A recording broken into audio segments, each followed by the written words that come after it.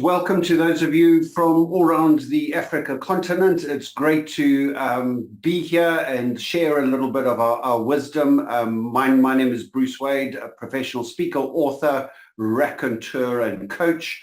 And I am not an MC. I've MC'd. I do not enjoy MCing. I value MCs. I worship MCs because they do the right things right. When they know how. And this is why I've invited my good friend Chris Voysey with us. Chris Voysey and myself have been working together on a number of projects recently, but we're also part of a mastermind-ish group. We call ourselves the Mad Men. We kind of get together on a monthly basis. We break bread together and talk men stuff. And I can't divulge any more than that because it's secret men stuff. But other than that, I value Chris as a speaker. He's an author. He's multi-talented, but primarily he's our guy here in Cape Town for MCing. In fact, we used him just last week at an event, and he handled a crowd that was kind of difficult for the entire day. So we've invited Chris over here to come join us for the next hour or so, just to share some of his wisdom and some of the lessons that he's learned over the last 300 years that he's been speaking. So, Chris, tell us a little bit about your history. You were saying that you were on stage when you were fresh out of nappies. Share a little bit about what you've done and why you are here today with us. Okay, thanks, Bruce, and hello to everybody. I suppose my love affair, if you want to call it that, with performing, being on stage, started when I was 12 years old, and I played the part of Oliver. I was selected to play the part of Oliver because I sang in the musical Oliver, and in fact, we toured for 6 months with that show. And interestingly, it would not be allowed now because there were children in the show, and now you have to have a sort of an A, a B, and a C cast, so that we performed 9 performances a week. Wow. Monday, Tuesday, Wednesday, Thursday, 2 on Friday, and 3 on Saturday. Sure. So, and we did that for 6 months. So it was something like 250 performances every single day for that period. And it was wonderful. I loved it. We toured all around South Africa, and then we toured into what was then Rhodesia, now Zimbabwe at that time. I'm talking a long time ago. In fact, it is 62 years ago. So it is a long time. I was 12 when I was playing that part. Yeah, so that just started a real enjoyment of an audience, you know, performing to an audience, being in the excitement of the event. And that continued into public speaking and into the MC role. I actually joined a company, one of these big direct selling multi-level companies called Golden Products, which some people would know. I was pulled into the organization to be a sort of a marketing and sales director because I had moved into advertising, and they wanted someone to start a kind of an advertising and marketing sort of promotions division, as it were. So I ended up doing a lot of training and a lot of speaking, and I ended up being selected to be the MC at events that they had. So that was 1991 to 2010. I had a little break in between, and the last 3 years I landed up in Australia where I was running the company. But I did an enormous amount of MC work at those events. And as you know, those sorts of companies, they have a lot of events. Yeah. Training events, motivational events. So I have MC'd those conferences all over the world. I've been very fortunate in that I've traveled to many places. If I think about it now, there was Singapore, there was London, there was Munich, there was Rome, you know, etc., where we would have a 4-day conference, and I would be the MC at those. The last one I recall was a few years ago now because I left the company, but it was in London, and we had an audience of 6,500 people. Wow. That was a big audience. You know, superb sound equipment and lights and all the stuff that you must have if you're going to be on stage for the thing to work. Yeah. And, you know, that maybe as a starting point, you might have lots of questions. And I think I might myself, because I don't feel like I know everything about emceeing at all, but I've certainly had a lot of experience over the years when I was younger. But a starting point might be the sound. The sound needs to be really good. You need to be able to get on that stage, know what you're doing with that microphone, and be able to keep 6,500 people entertained and interested in what's coming up next. And for 4 days. And for 4 days, yeah. So it's really, being an MC is not easy. People think, oh, well, it's just something I do. I'll sort of find out, I'll get the bios of everybody and I'll just go up there and do it. It's much more than that. You are really keeping this whole event going for a period of time. It might be a morning event, it might be an all-day event like we had last week, or it might be 4 days. And that's really why we're here. We want to unpack that. So what I've done, I've got a couple of questions that I want to ask Chris, and we'll get through. So literally, I want you guys to make notes, because some of the gems you're going to learn, you've heard from Chris, he's got some experience. I've never even been in a hall with 6,000 people, let alone spoken there. So there's opportunity here to learn from the experience, the elderly, and to be able to unpack that. So let's go through. So let's dive right in.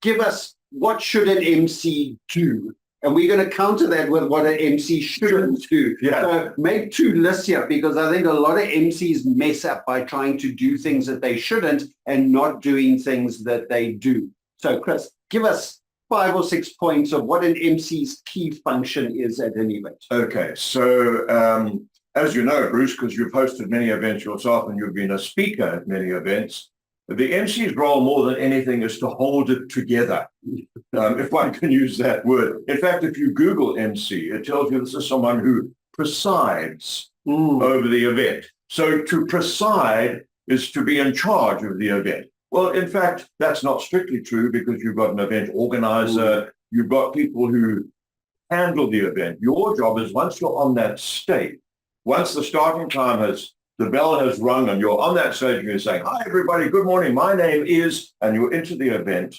you are kind of controlling the flow, the energy of what happens in that event. So that's the MC's role. There are many aspects within that, and we can obviously unpack that. But if you look at it overall, actually, I wrote a few notes down as I was thinking, and I thought of the 3 T's of the MC job. And I wrote down tone, timing, and tradition. And if I might just say what I mean by that, tone, timing, and tradition. The tone of the event is the energy of the event. How this event is sounding, how it's going, how you're keeping the audience involved, how you're making the speaker who's coming up feel good about what they're going to do. That's the tone. So under the heading of tone, there are a few things. There's energy, there's how you're using your voice and body language, which we can come to separately. Under tradition, that's just another word for the protocols. What goes on at this event, What are we supposed to do at this event? And it's very important for the MC to find out what those are. So it's very important for the MC to meet with the client. What does the client want to achieve in this event? What is the tone you want here? How do you want people to feel at the end of the day? That sort of thing is important to know. And the last T, there were 3 T's, was timing, which is a very practical one, which is that if you are a keynote speaker and you start at 9 and you finish at 9:40, well, it's kind of my job to see that happens. So if I've got an introduction to the day and you're the first speaker, I need to finish my introduction and you're on at 9 o'clock. You do your talk, and I can even wave from the back of the room and say, Bruce, wind this down now, because we need to move on. You finish it now. So you keep a time of the event, because there are obviously speakers throughout the day, and then there's tea and there's lunch. All of those are your responsibility. So just on that, let's look at that, because a lot of MCs are too fearful to bring someone down from the stage. Yeah. And we've seen that at the Oscars where they just turned the music up on, you know, the guy just won the best award ever in Hollywood, and they just cranked the music out. I've seen MCs say, oh, but they're a member of government, or they're the VIP speaker, therefore we should just let them go. What is the protocol? What are some of the tips? How brave should an MC be, and when is it appropriate to just cut them off? So I think that word presiding comes back here, Bruce. If you're presiding over the event, it's your job. Yeah. It's your responsibility to see that this event flows and that it keeps to the time. I'm afraid to say that the time is a tyrant. There's another T for you, but the time is in. The time doesn't change. As they say, time and tide waits for no man. So whether you are the president or a speaker, the fact is you allocated time and it's your job to try to stick to that time. Now, if things do go over a bit, you try to pull it back as the MC where you can. You might even go to a speaker and say, look, if possible, can you try to cut 5 minutes off your talk, because we want to keep to the time. The fact is the audience are there. They are your guests. They know they're going to be there from 8 and they're going to go home at 4:30 or whatever it might be. They're expecting to do that. If they finish at 5:30, they are disgruntled, they are irritated, they're impatient, and really they're entitled to be those things because you had said this is what it would be.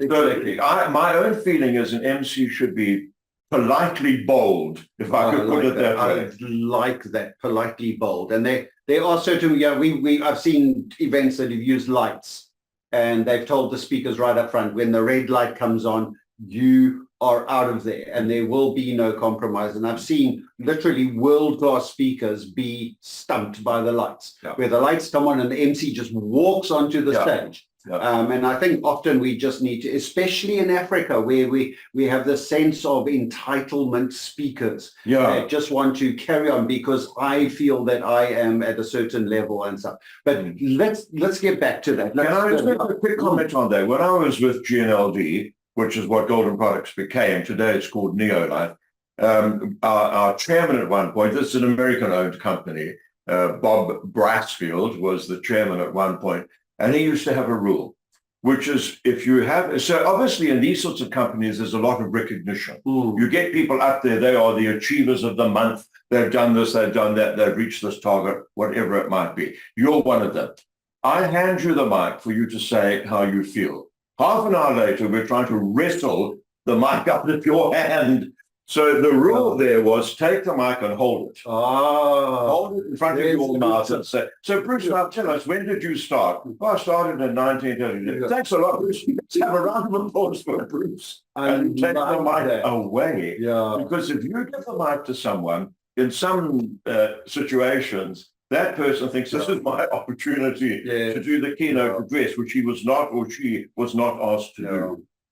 No, I've had, it's like I feel a sermon coming on. Holding onto that microphone. So that's a really useful tip.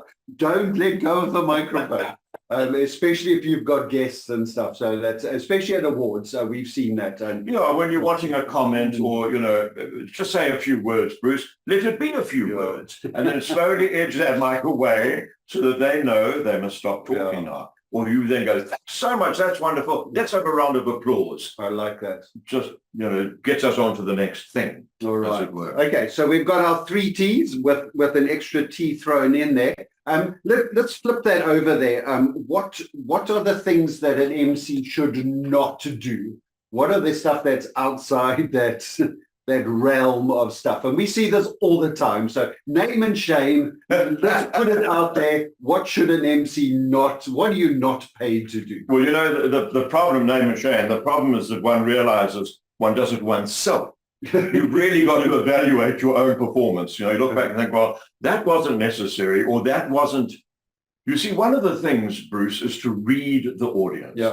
Now, if you've got, when I think of the years that I did an MC, I was with a really captive audience. They were marvelous. The people were there. They had won the trip to go to Singapore, whatever it might be. They were all geared up. They're ready to roll. The whole tone is positive.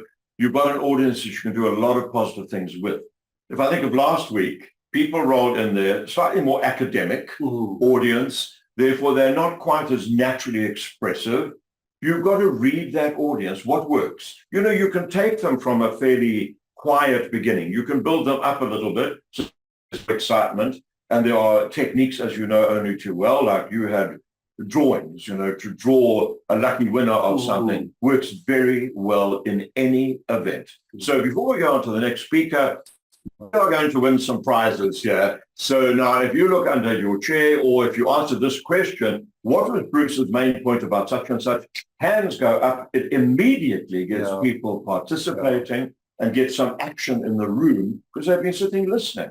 I've forgotten what your question was after all that. So let's look at what they shouldn't do. Yes. My feeling is the one thing an MC should not do is think this is my time to shine.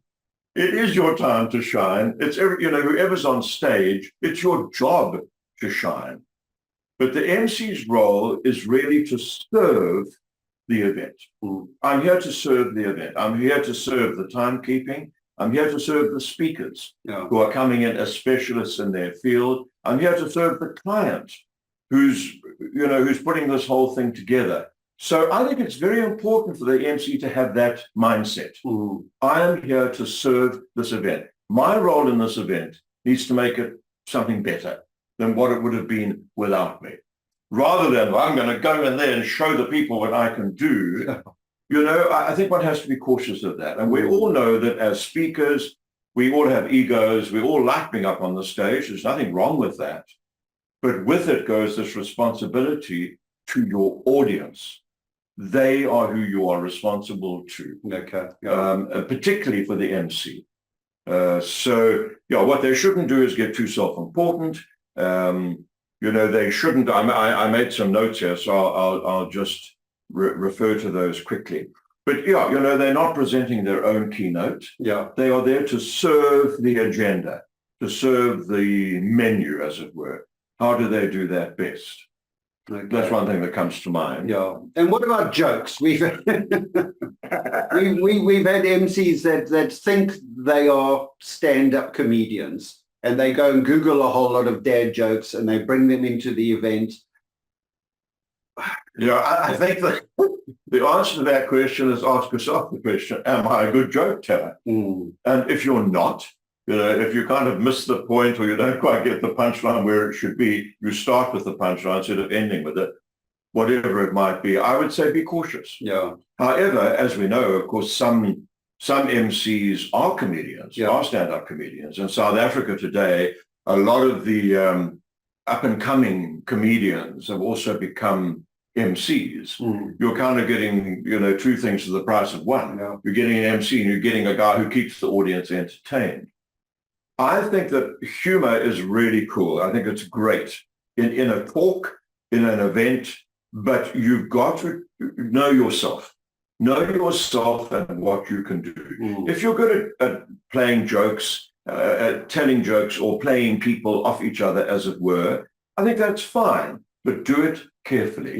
Because, you know, the other thing is that sometimes people don't quite get the tone and they're a bit sarcastic or they're a bit kind of making a joke at someone's expense. Or at the audience. I've seen that. I was at a legal thing the other day and this MC comes in. He's not a lawyer, he's an MC. And he's telling lawyer jokes.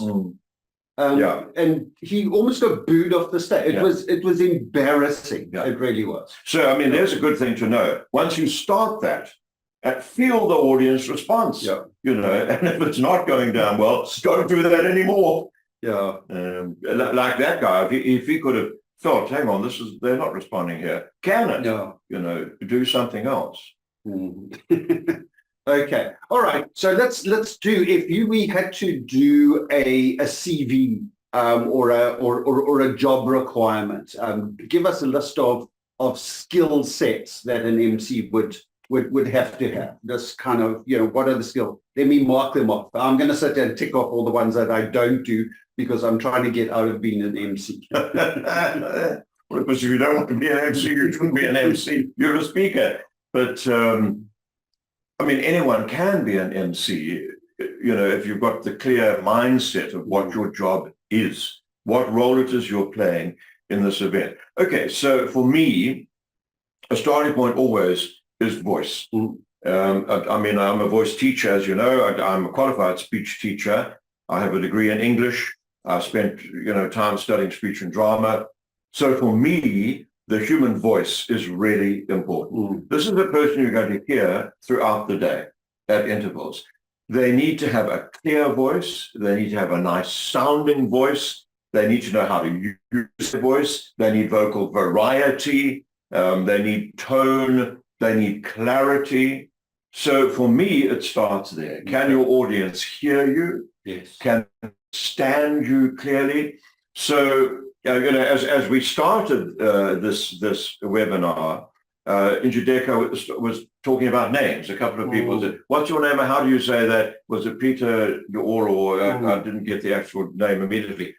In this country, we are a country of massive versatility in language, accent, names. I think one of the reasons that I got the job of MC, which was, of course, an additional thing to what my job was in that company, but they said, okay, Chris is MC. Part of it was that I can speak on a stage.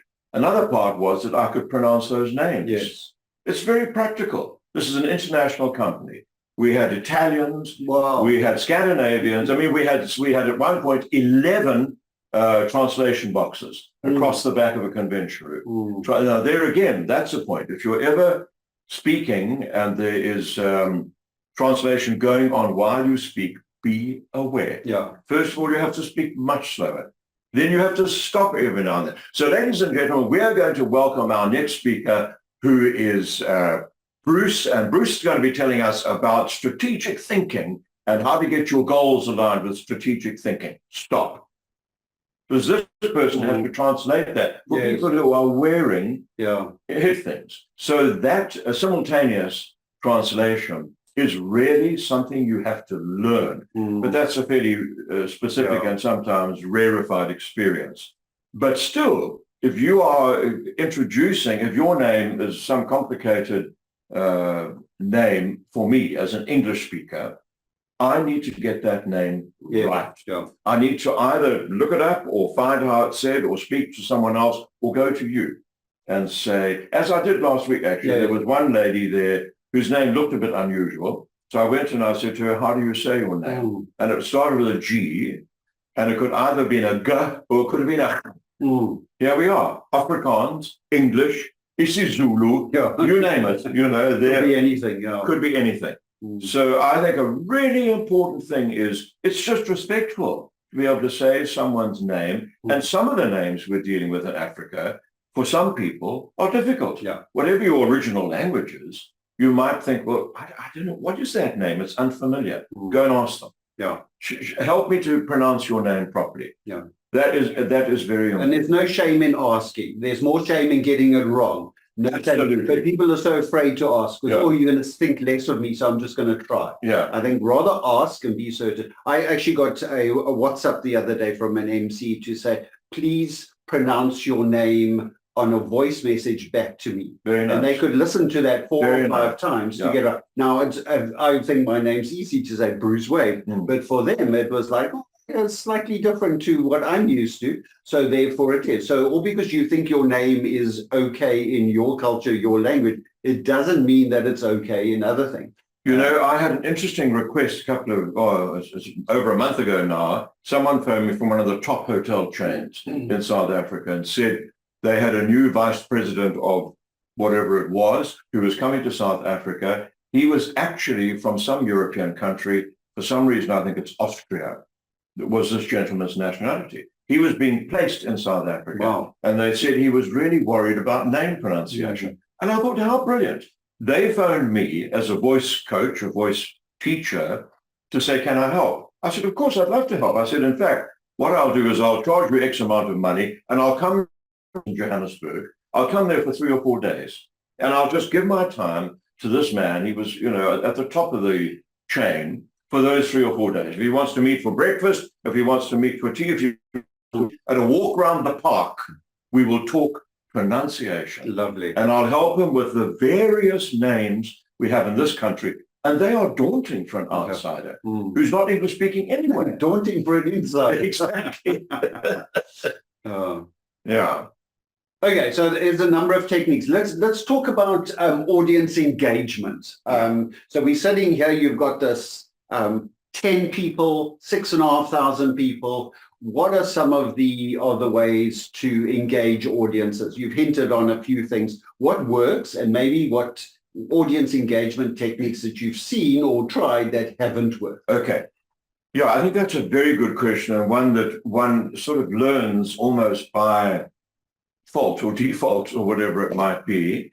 You know, the one thing I think is when you get out on a stage, the really important thing is to face that audience. Don't go out there and say, okay, well, morning, everyone. Morning. It's lovely to see you this morning. I'm so glad you could all come here. And you're looking at what your next point is. You get out there and you face the crowd, face the music, you know. Get up there, get to the microphone. You've tested the microphone before. Ensure that the mic is right for your voice. Yes. So that you're not trying to fix the mic when you're saying hello. That is done beforehand.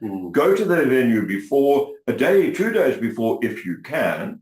If it's an overseas venue, like was my experience with GNLD, very often we would be there a day or two before, but really get in that venue. Get in that venue. Get the feeling of it. Where are the sight lines? Where is the light coming from? You know, Laurence Olivier, who is one of the English language's great actors, Shakespeare, and all the rest, he's dead now, but he was a great, recognized as one of the top actors in the world when it came to British plays. And someone once said to him, can you give us the most important things, Sir Olivier, the most important things for an actor? And he looked at the guy and he said, find the light. That was it. That was his advice. Find the light. This is so important in venues. You know, very often venues are not well lit. You find there's a stage up there, there are lights all around here, you can see the audience beautifully, but you're in a bit of a shadow because they've taken the lights down so you can see the PowerPoint. Now, of course, it's important to see the PowerPoint, but it's more important to see this person's face as they're speaking. If they don't have the lights, I would ask them. I've often said to people, look, there is not enough light on this stage. I need, you know, put another spot there or put some light on me. So, you know, I think it's really important to know the venue so that when you are going up onto that stage, there are no surprises. You know what you're going into. You know they can see you. You know you can see them. You know that you can stand there and open your arms and say, it's a great good morning to all of you here today in London. What an amazing time we're going to have in these next 5 days. Some kind of a statement like that. When I was doing a lot of MCing with Golden Products, GNLD, I used music a lot. And it really got audiences focused. So if you've got a big audience, you know, you come in and say, all right, so one way to get ourselves going, ladies and gentlemen, is what we're going to call something gymnastics. So up on your feet and you put on some music, they've got to follow, you're doing Simon Says, you know. That worked a charm. It doesn't always work.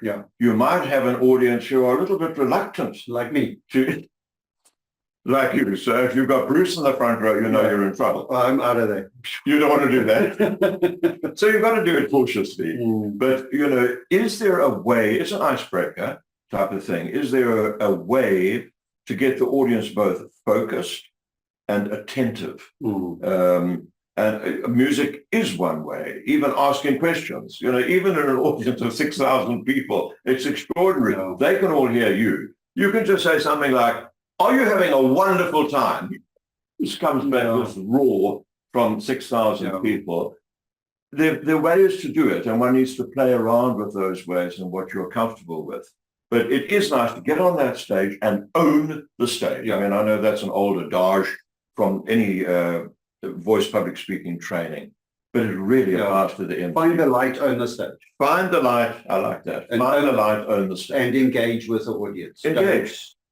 You know, a huge one is, of course, icon. I've seen people where they've actually turned up what they call the house lights. You know, in the beginning, just to like, you know, oh, we acknowledge you before the speaker. Because the keynote speaker is speaking into the audience, where the MC's needs to engage. I like that idea with that house lights. Exactly. There are a lot of icebreakers. I mean, another one is, I hope you know everyone around you. So if you don't, turn to the person behind you and introduce yourself. Just say hi. You can even pass the peace, which they would do in a church, but they do it everywhere. If you're Jewish, you say shalom. If you're a Muslim, you say salam. You could say peace. You could say, hi, great to meet you, peace, or whatever. It just creates this buzz. And then as people finish up, they look back to you. They're looking back to you because you've already asked them to do something. What are you going to do now?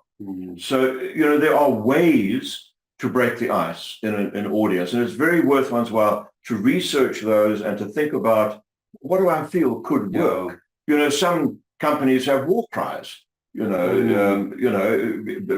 worked with a guy who used to always say, how are you? And everyone had to say, fantastic. And he said, okay, I want some action with that. So you need to say, fantastic, every time and he would repeat this inane question throughout the day. How are you doing?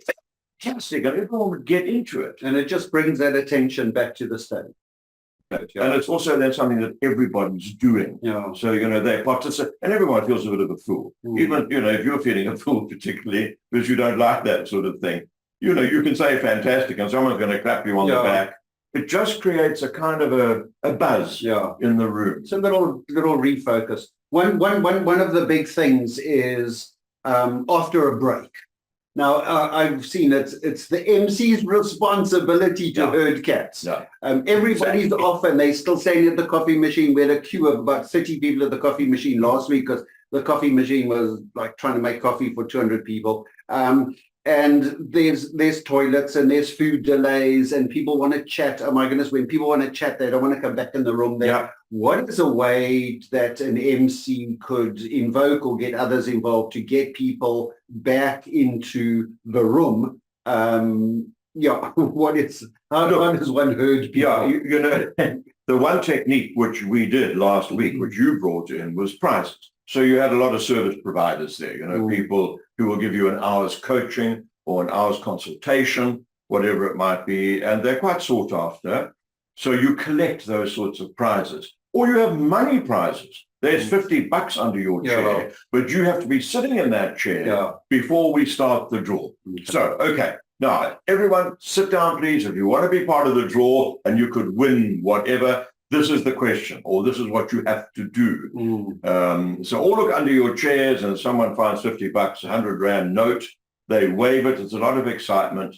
And funny enough, they all just sit down and then wait for the next thing. You've got them back, and they're now expectant. But draws work very well in a big room, and there's people enjoy it. There's laughter. People get excited when someone else wins something. So I mean, there might be other techniques, but that's one that springs to mind immediately. I've seen places where, especially longer over a few days, where they've had like a theme music. Exactly. That starts rather than the big bell or the electric taser to get people in. I think when they play it, people go, that's the song. And if you announce it, when you hear the song, then we can play lots of other music during the days, but when you hear this piece of music, that means get in the room, sit down, shut up, and focus. That's a very successful nice way to do it. We use that a lot. Now that you mentioned, I kind of forgotten, but in Neo-Life, we used it a lot. And you always have a theme song like Tina Turner's Simply the Best, or We Are the Champions. We Love Bruce. It always goes down well. I don't know that song, but it's the same song. So, you're quite right. There's a theme song for the conference. And whenever it plays, you better get back in your chair. That does work well. All right, so let's delve into the dark side a little bit. What happens when things go wrong? Because things will go wrong. Things always go wrong, whether it's technical or speakers or whatever. Let's unpack some of the stuff. What are some of the things that you've experienced that goes wrong? Let's unpack, and if you want to name and shame, that's fine. Just don't use that thing, but what we did. But maybe unpacking that and what is the way that the MC, because everybody kind of looks towards the MC. When someone's choking or when someone's like falling, everyone just expects the MC to be multi-talented, multi-service. What are some of the techniques? Okay, so there are obviously technical. We live in a very technical era. And when you've got 6,000 people, 600 people, 60 people in a room, everybody needs to hear. That's what they came for. So you really need the sound to be good. We mentioned that before. And that can be a problem. Now, funny enough, in all the years I did of MC work in that particular situation that I was in, we had very few problems.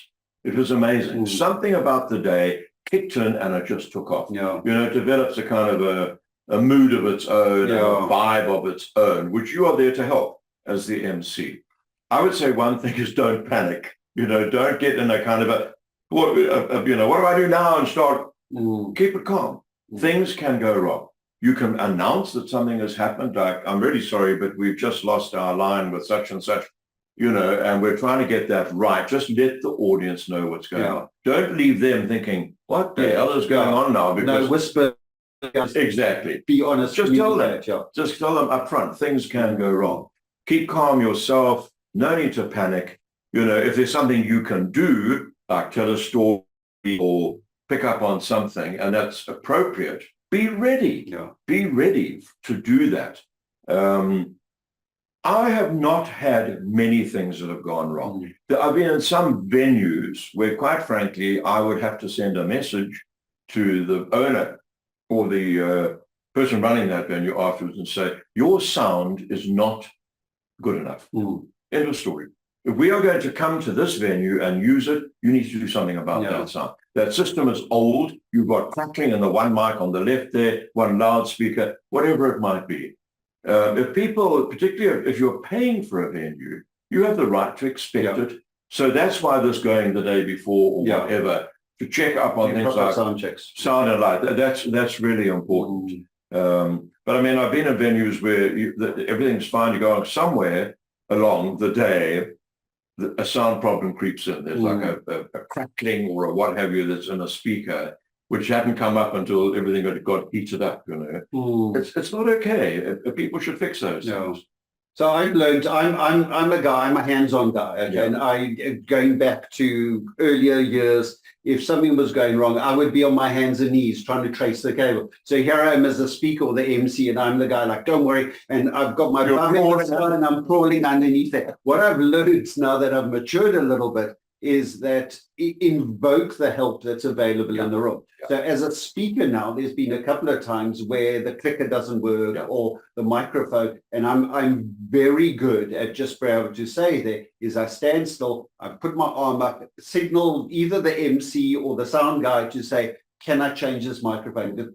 The batteries in microphones don't last all day. A good sound guy will have 3 or 4 batteries on charge or replace it, and they'll know and they can see the signal. You don't know if your microphone's going dead, then you want to be able to sit there. You want to know that there's a switch. If the little thing around your ear falls off or something there, I've just stood there, I hold my arms out, and the guy comes and, you know, puts his hand up my shirt and fixes it all out, and then you sort of carry on. And I think the MCs, I've seen them do well. So I, as a speaker, would invoke the MC. The MC would then have to engage with lights and sound and other things, stuff, and not sit there and try, oh, hang on, I know what to do. Let me fix this. Let me crawl on this. My batteries, don't worry, and do that sort of thing there. So I think it's also what you said is having a venue that works is a joy. Having a venue that doesn't work, and going back to last week, we had some sound issues with those terrible microphones, and they had 2 microphones, and one worked, one didn't. They kept on getting them mixed up, and it was very difficult to sort of get that sound correct, especially when the sound guy decided to go for lunch. But interesting thing there is that things do go wrong. They do. What happens when a speaker hasn't pitched? Because that's happened a couple of times, and I've seen you know, my feeling is that people should be prepared to step in. So, for example, if you've got 8 speakers during the day and suddenly number 3 is not there, and the closer you get to 9:30, which is her talk, she's still not there, you have to look at rearranging that and doing it pretty quickly. So you have to say to number 4, listen, we're going to shift you up half an hour. They might come in later. Well, we'll slot them in if it works to do that. But sometimes it's good even to meet with the speakers beforehand, very briefly, and say, look, so-and-so hasn't come in yet. They could be stuck in traffic. There are all sorts of reasons. please be prepared, be around so that you can step in if you need to, or have a kind of an extra, like an understudy in a play, you know. So if the leading lady gets run over by a bus or whatever, you've got someone who steps into her role. The show must go on, as they, you know, just to go back to what you were saying about sound and so on. I have found a very good thing is to know who your sound people are. Yes. And introduce them. So you've got Temba and you've got Chantal at the back. And even at the start, you say, guys, behind the scenes of all these events, for it to run really smoothly, there are people. They might be hidden. You don't know who they are. But I want to acknowledge Temba and Chantal, who've done a fantastic job of setting this up. Now, the people know about them. Something goes wrong, you call on Temba. You say, Temba, I need your help here. There's something, you know, it becomes part of the event as opposed to us trying to hide the problem. You can't hide the problem in front of 600 people. They're aware of it. So it's quite good to just deal with it. And also fix something when it goes wrong. Don't think that the crackle is going to go away if you just speak louder. Like stop and fix it. Look, you know, one of the things talking about sound and microphones and crackles, I find it extraordinary how many speakers think they don't need a microphone. Now, both of you and I have got loud voices. I can get on a stage, and I was trained to project my voice to the back of a theatre. So I think I can do it, but I don't want to because there's a microphone, there's a sound system. I mean, the one guy I introduced last week, in fact, as he walked away, I said, here's the mic. He said, I don't need a mic. I said, I'm really sorry. Everybody needs a mic. Please use it. I put it into his hand. You know, the trouble is also those people who don't know how to use a mic. So here they go. And what I want to say is, and the mic is now out here because they're indicating at some point on the presentation, you know, using a mic is an important thing. It's a skill. It's a skill. How do you speak into the mic? You know, normally they say it should be that distance. Well, it depends on your voice. The other thing is when you first hear your voice on the mic, it sounds huge to you. It's not. And there's a sound engineer whose job is to adjust the volume. It's not your job. So very often people have got a mic there and they hear their own voice, they start moving back and the sound engineer is cranking up the volume. Then you've got feedback. Get used to the mic where it is talk across the top of it. Otherwise, if you talk into it, you have all these. And we're not rapping it. We don't hold it upside down. We don't have to swallow it. Don't lick the microphone. No, licking the microphone is quite unnecessary. So, you know, using a mic is a technique. And if you want to be an MC, learn the technique. Learn how to work with a mic. If you speak right into a mic, all the plosives, the pa and the ba sounds are going to explode. And it's a very unpleasant sound for an audience. Speak across the top of the mic. You know, I find these sorts of mics best by far, or the Madonna number, you know, because you don't have to worry about your hands or anything. I'm not crazy about handheld, but sometimes it's all they've got. So you use it, you work with it. But the thing is to realize this is your lifeline, you know, to the audience hearing you. Get to know the mic, get friendly with the mic, see, you know, what you can do with it and how it's going to work with your voice. Test it out. Get up there and do a 1-minute presentation to the sound guy. And also help the speakers. I think because the MC's on the stage, and we were doing a thing up the road here earlier this week, and literally every speaker that came on was about 2 foot in height difference, and they had a lectern with a microphone, and the MC was very good about, as the person walked up, they just went around the side and they adjusted, because they quite want to adjust. You know, you don't want the speaker to adjust their own microphone because they've got other stuff on their head, they've got their notes and their laptop and stuff, and it takes literally 10 seconds to know how to adjust the microphone stand as well, and then get it in the right position, so it's in the right position, so your sound engineer doesn't have to wiggle and This is a very good point, Bruce, and I think that it's one that's even more general, which is that the MC's job is the whole day. You know, the MC don't, of course, if you need to go to the loo or something, that's okay. You do your introduction, you listen to this person, you are there, available. Unfortunately, the MC is on duty the whole day. You can come and do your keynote, it's done, it's over. go and grab a coffee or whatever it might be. The MC's job, you are there all the time, both because of the sort of thing you've just said, where you might need to even go up to someone and say, can you please use the mic a little bit closer to your mouth? People are struggling to hear you at the back. That's acceptable. Yeah. Otherwise, you have a whole session where half the audience doesn't hear the speaker. Exactly. What's the point? Yeah. They came to hear the speaker. So, you are interacting, or of course, you're listening to the talk so that when you go up, you can say, one thing that really appealed to me about what Bruce said was such and such. Thank you so much, Bruce. Let's have another round of applause into the bio of the next. Can we talk about bios? Yes. Yeah. I want to. Is that on the list? On the list for next time. So I want to talk about this word called segue. Now, I really didn't hear this word for most of my adult life, and then I thought segways were those electric scooters, exactly, okay? And stuff there. And then somebody says, well, Segway engineers, and I was going like, why would they do scooters and stuff there? But Segway is the word, it's a bridge between A and B, isn't it? And that's what an MC is. So just speak to us briefly a little bit about what segueing is as an MC. How do you segue between scooters? Well, if you Googled Segway, you'd get both the two-wheeler bike, but you'd also get link. It's a link. A Segway is linking. So even when you give a talk, you actually segue from one point to the other. So you might say, for my first point this morning, I want to talk about storytelling. You make your point, and then you might segue into holding the audience's attention. There would be a link that takes you from this point. So it's not just point ends, next point. Yeah. You link. And that's very much an MC job, is to link all these events for the smooth running of the agenda. So for me, a segue, which was a very American term, I think.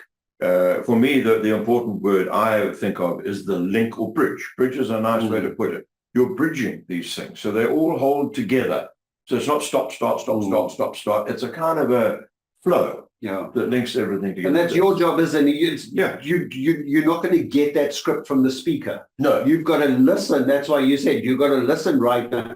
And I've said, speaker A, I love what they're going there. And that's a lovely introduction into our next There you speaker. go. Very that's nice. a good segue. That's a segue. And MC's got to be able to impromptu those ideas. Yeah. Okay. I am wary of time, and we've got so much we want to share. We could do it like a 3-hour thing there. Let's just go through a checklist of what you do in preparation for an event. You've got an event next week, Wednesday. What are some of the things that you're wanting to do? Okay, so I would say the very first thing is collect your material. Okay. And if you haven't got that, you flipping will ask for it. Yeah. Otherwise, if you get it at the last minute, you have not had time to prepare your script. Yeah. So what are you looking for? Okay, so the first thing is, what is this event about?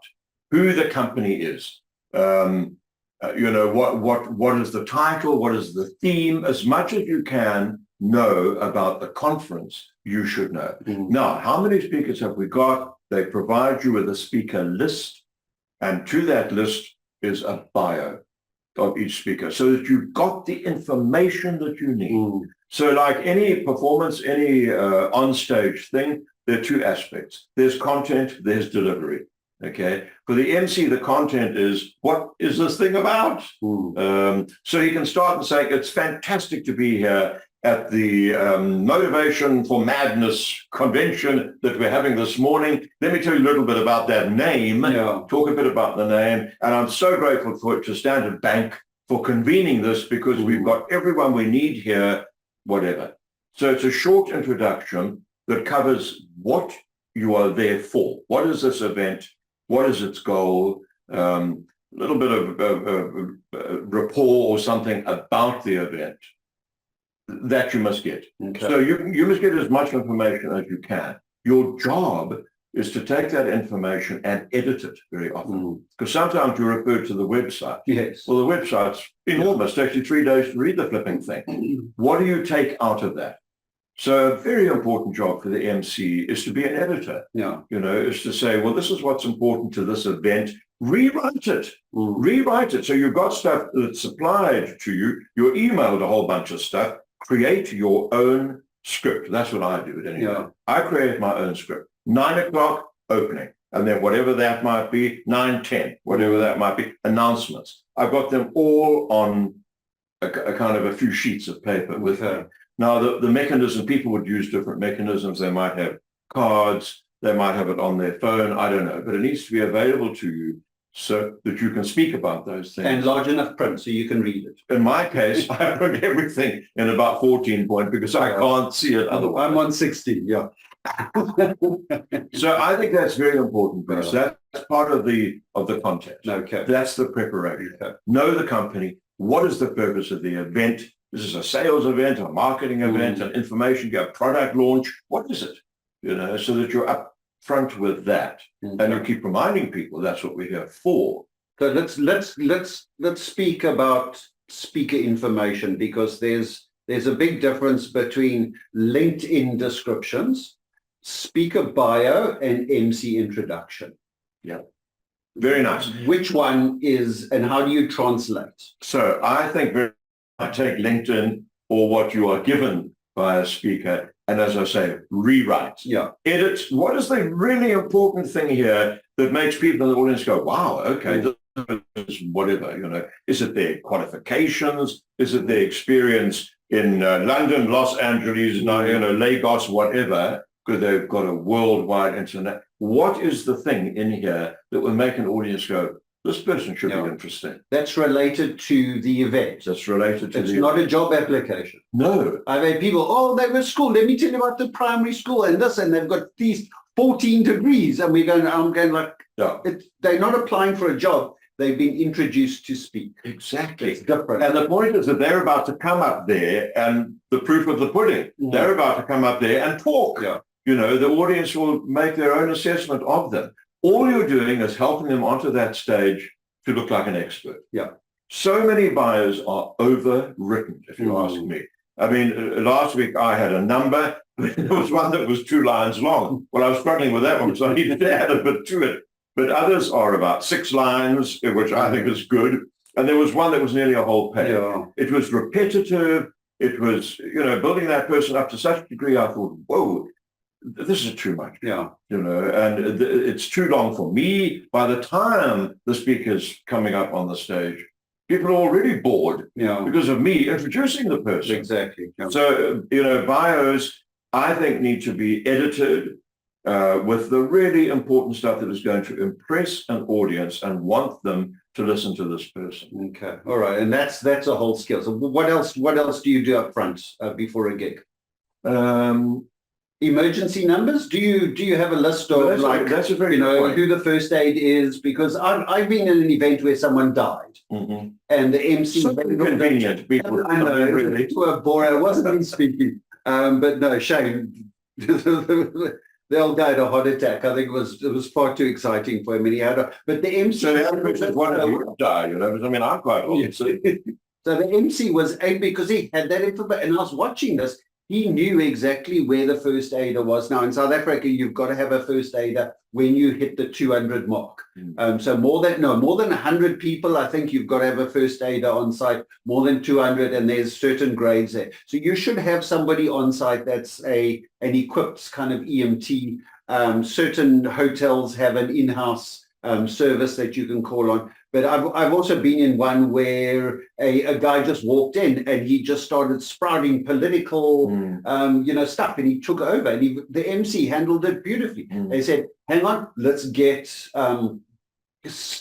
security. He went outside. He knew exactly where security was. He messaged, the guys came in, they frog marched him off there, and within 5 minutes, we were back on track and going there. And I think those are, so know where, you might not ever need the first aid guy, and always feel sorry for them sitting at the back waiting for someone to have an accident so they can do their stuff, but rather having the people in the room or knowing where they are. So have the phone numbers on speed dial or very good on a page. And also where to get hold of the people, know the sound guy's name, and the photographer, and all that. I think that's a very good point. I'm not very good at that, and I mean, even as you say it, I think I should have done that more in my career. But even on your working script, as it were, this is your working document. Have that information should be on there, so you can immediately go to it. I think that's a really good point. is to be as well informed and well connected as you can be. Just go back to the bios quickly, learn as much as you can. Yes. You don't want to be standing there reading, Yes. particularly not like this, where people can't see your face. Yeah. You can refer, Yeah. but, you don't have to learn everything off by heart, but really read over those bios 2, 3, 4, 5 times. And practice. Yeah. And practice them. Yeah. Like you would for a normal keynote. Precisely. I think. Yeah. All right. Before we go to questions, some advice. MCs out there who want to know, future MCs out there who want to take this plunge to say, I want to do this. I actually think, just from my point of view, if you're a speaker, don't try cross-pollinate to an MC. There's not. I don't think if you want to be a professional MC, be a professional MC. Don't try to be a professional speaker and an MC. I think an MC can be, like you said, there can be other things. You could be an actor or a stand-up comedian or a famous person or a TV person at an MC. But I think keynote speakers who try to be MCs, the transition is too hard and tempting not to take over the stage. Yeah. And also MCs trying to do keynotes, I've seen that, and they fail miserably because they don't have the content and the depth and the experience. So I would say that if someone wants to sit there and go, and we desperately need MCs in our organization and across Africa for the various things, because my goodness, we've seen some terrible MCs. What is some advice if someone wants to start out, other than phone you for a course in voice? What else is there? Well, they're welcome to do that, of course. But I think a lot of what we've covered as we've spoken here, if that's really speaking to you, and you think, well, I can do that, and that interests me, well, that's a good thing to be aware of. Yeah. But as you're talking about, I think of PSASA, and I think of Voices for Africa, and I think of various organizations where people are learning to speak or whatever. Quite a good place to start, and you might segue to being a keynote speaker. There we go. Yes. Is with MC, because you can get confidence. You're not up there for a 45-minute keynote. You're up there for 3 minutes of introducing and segueing, and then you're back for another 2 minutes or 5 minutes or whatever. You begin to get used to the art and skill of standing on a stage in front of an audience and talking to them. It's quite a good starting place.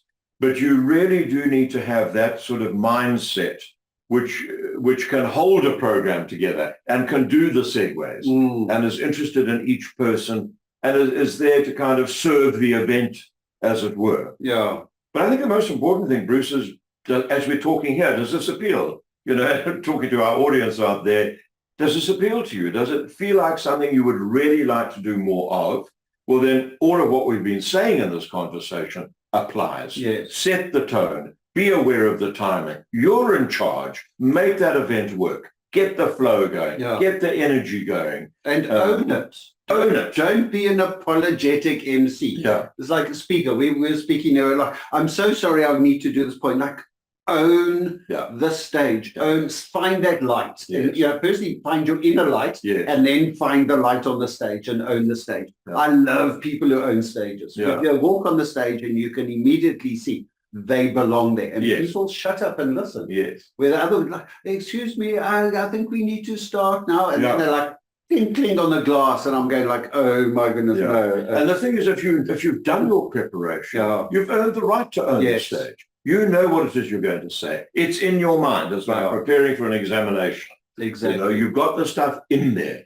Now what you need to do is get up there and do it. And do the stuff. You've done the preparation, do the performance. And practice. I think also, we say to speakers, there's no shame in doing a free speech, because the way you get speaker fit is to speak, and the way you get MC fit is to MC. So go and MC at every opportunity. Indra was saying she MC'd a birthday party.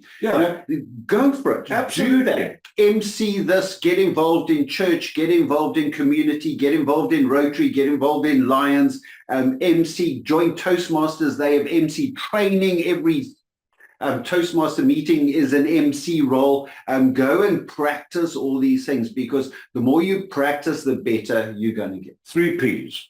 Prepare, practice, perform. There we go. Well, there we go. Prepare yourself, Sold it up. practice it, and then get up there and do it. Okay. So thank you very much, sir. Thank you. And thank you very much for everyone listening. I'll hand back to Indra Jacob to close us off.